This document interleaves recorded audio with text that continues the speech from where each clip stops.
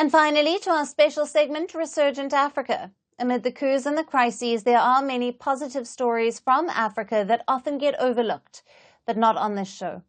Our story today is from Sudan. The 16-month-long war between the army and the paramilitary RSF has destroyed several houses, but it has failed to dash the hopes of millions of Sudanese who are ready to rebuild their homes and their livelihoods.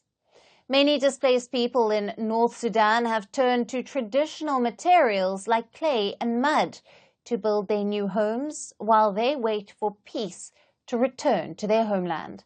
Our next report tells you more about it. They say home is where the peace is. Home is not a place, but a feeling of belongingness, love and hope.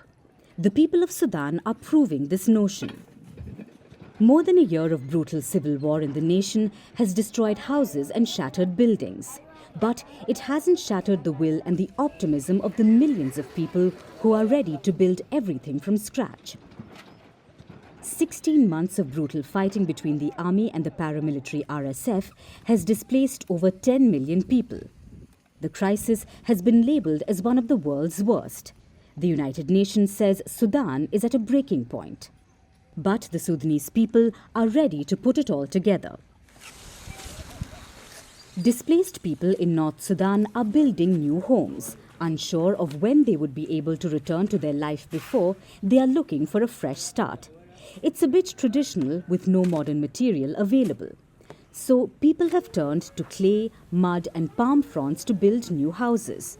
But for now, these materials have emerged as saviors, providing them better conditions and an escape from the bloody war.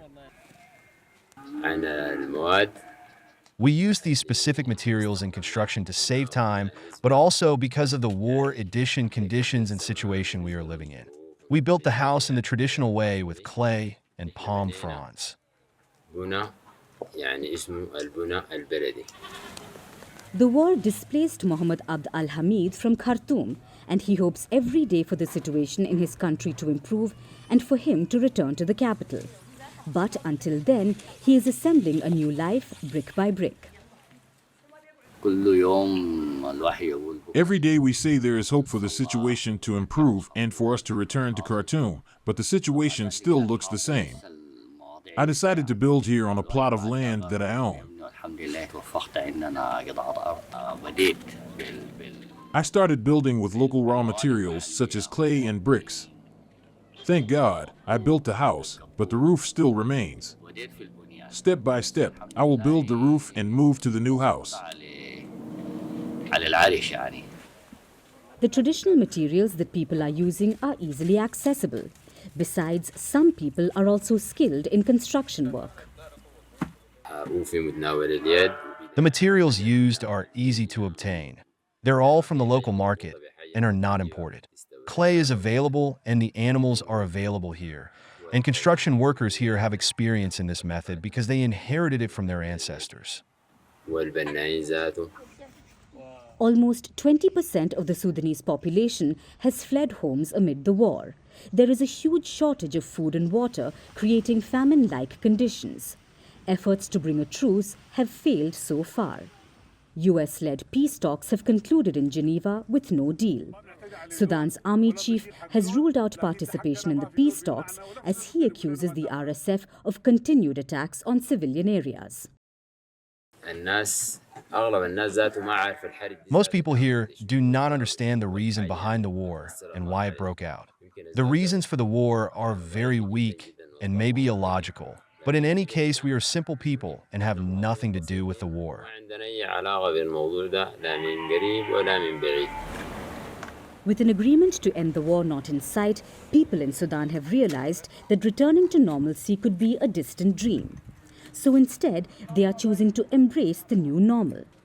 A truce deal might not be in their hands, but the spirit to fight the odds and a will to survive certainly is.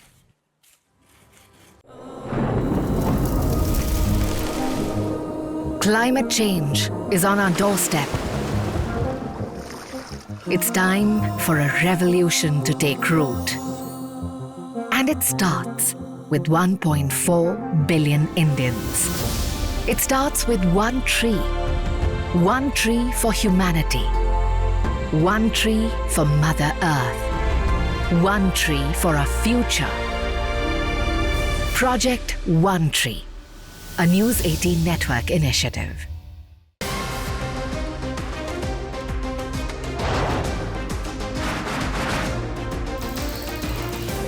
On the today, the T20 World Cup paramilitary defense moved across to the West Indies. What can we expect from this? Hello, I'm Alyson, coming to you from Durban, South Africa. Today we have a special show. We start with a report on India's shifting nuclear posture. The first time since India officially became a nuclear power.